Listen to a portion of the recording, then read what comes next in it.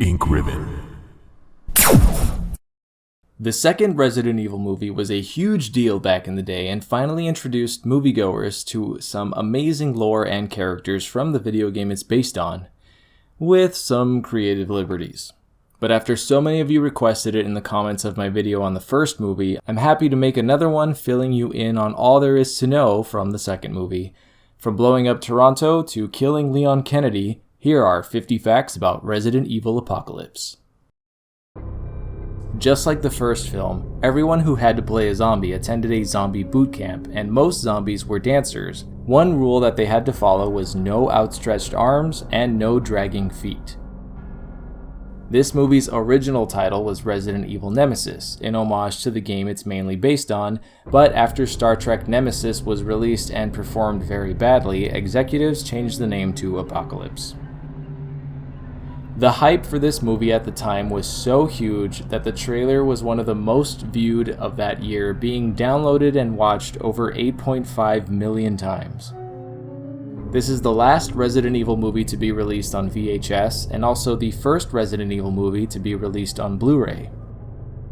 The weather map at the beginning is clearly showing Raccoon City where Pennsylvania would be, even including the surrounding cities. The scene where Alice drops her gun and then catches it is lifted directly from the opening sequence of Code Veronica.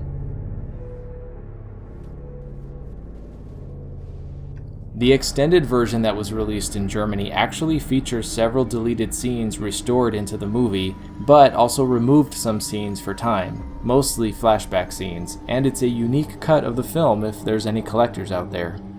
Milla Jovovich came up with the idea to introduce a heat wave to explain why the girls, mainly Jill, were wearing revealing outfits. This later led to very uncomfortable shooting days as they were filming outdoors around November in Canada while not wearing much. And it's not just me. How do we get Jill Valentine in her typical miniskirt and tube top? Heat wave in Raccoon City, thank you very much. Paul W.S. Anderson did not direct this film due to his busy schedule directing Alien vs. Predator, so instead the job was given to first-time director Alexander Witt. While it was his first time directing, Alexander Witt was very experienced in the industry, working as a camera operator on films like Twister, Bourne Identity, Triple X, and many, many more. The director actually makes a cameo in the movie as the sniper that Alice punches out. This film originally featured Claire Redfield as a main character, played by Gina Phillips, who dropped out before production began. She was then replaced by Emily Burgle, but she had to drop out as well due to scheduling conflicts, so without a suitable actor, her character was written out of the movie. Natasha Henstridge, who starred in Species, was asked to play the role of Jill, but wasn't able to commit due to her schedule. The character of Terry was originally much more of a prima donna type, being a bit obnoxious and self-centered, but these were all cut down to make her a more sympathetic character. Can somebody get me a fucking cappuccino? Before I puke? There was also a subplot involving her taking umbrella medication, but it was dropped due to pacing reasons. Eric Mabius was going to reprise his role as Matt, depicting the Nemesis in mid-transformation as half human, half monster, but this was cut after Mabius pulled out before production started. At around the 29-minute mark, a zombie is killed with a shot to the head. This zombie was a cameo by Ben Moody, the guitarist of Evanescence.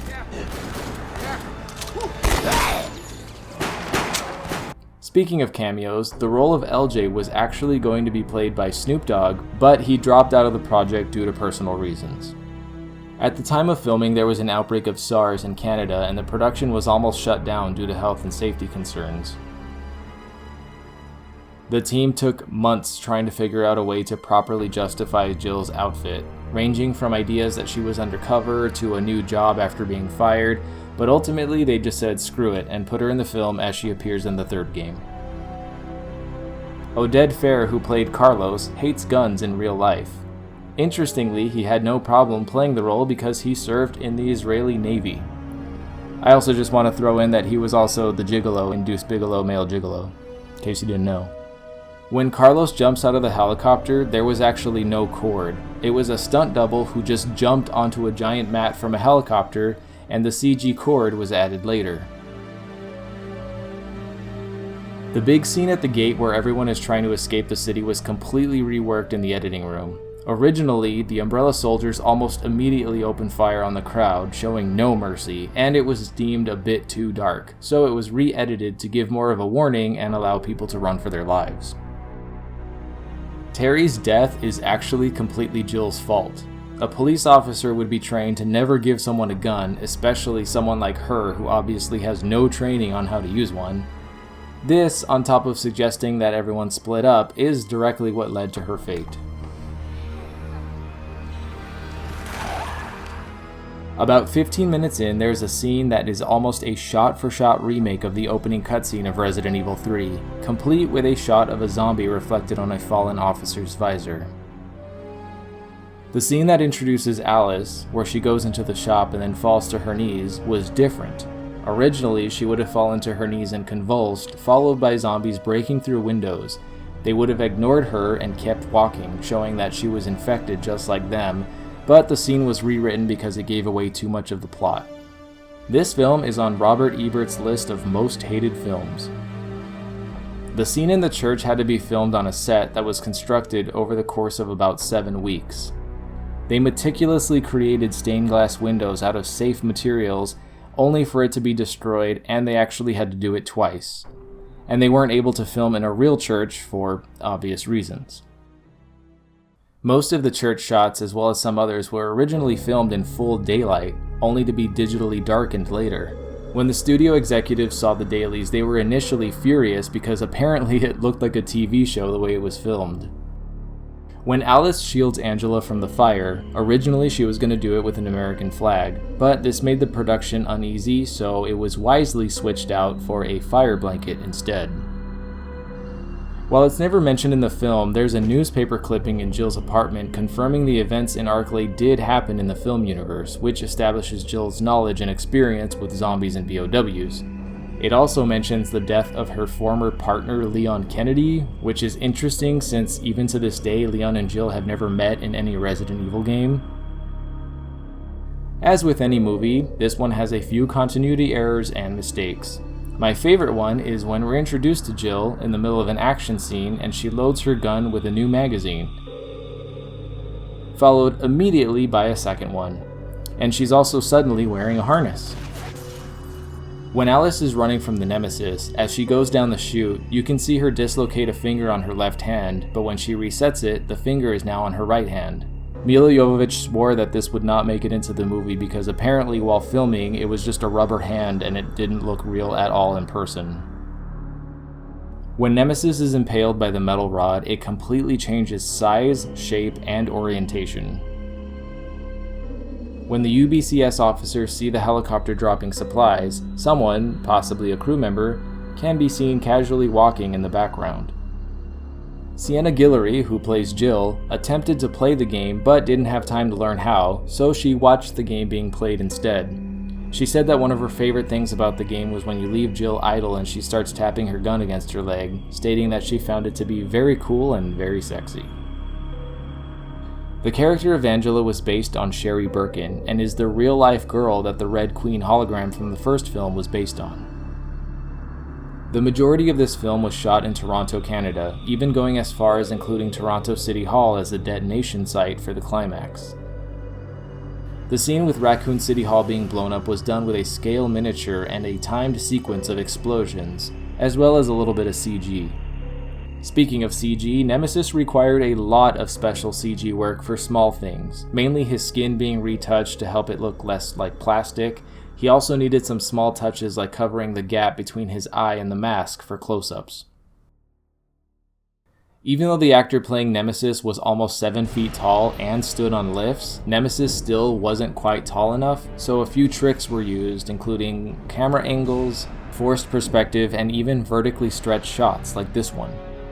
In this movie, Nemesis was given a second weapon in the form of a minigun. This was done for multiple reasons, mainly to add coolness, but also because it would become far too repetitive to have him walking around constantly blowing up things with a rocket launcher.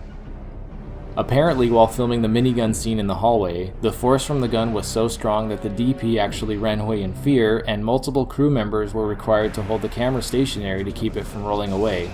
On top of this, the actor who played Nemesis was actually pushed back from the force, something that surprised him. The fight between Alice and Nemesis was originally completely different, having them smash each other into various things such as payphones and whatnot, but this was changed because not only did it not make sense with the surroundings, but also because it was too repetitive and the new scene put more focus on Alice's newfound strength. To prepare for the role, Milla Jovovich had to do intensive training for over 3 months, similar to her training in the first movie. The scene where Alice runs down the side of a building was done using a stunt double for the full length of the building, but then Milla herself actually did the final 200 feet, which allowed them to get close-ups of her face. Milla actually insisted on doing all of her own stunts as much as possible, but the filmmakers had to forbid her from a few of them, using a stunt double for many of the scenes, like the shot where she's running from the helicopter. She wanted to do it herself. It's 250 feet. Doesn't mean I can't do it. There was one instance where they were rehearsing a stunt and she was going to jump off of what appeared to be a turned over washing machine and ended up completely wiping out. She was in a lot of pain, but she was okay. One scene that was filmed later was the crash scene.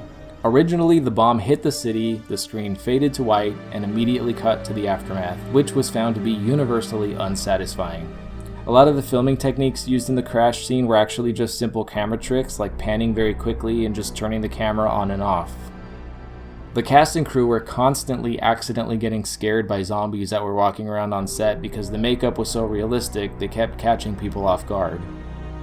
There were new and improved liquor models for the CG shots in this film, all of which used scans of raw meat to create their textures. Unlike the first movie, which was treated as if it was its own Resident Evil game, this movie was designed to introduce filmgoers to the setting of Raccoon City, as well as the characters and monsters from the game, such as Jill and the Nemesis.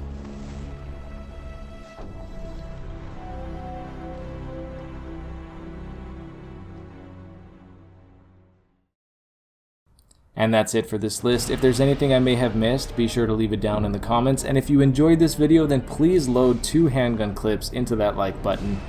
If you want me to continue with this series of facts videos from the films or any other game-based movies, let me know down in the comments. And be sure to check out my channel for more Resident Evil videos just like this one. I'm Kai Morgan, and as always, thanks for watching Ink Ribbon. And a very special thank you to all of my Patreon supporters and YouTube members. Your extra support means the world to me and helps me keep making content for you guys.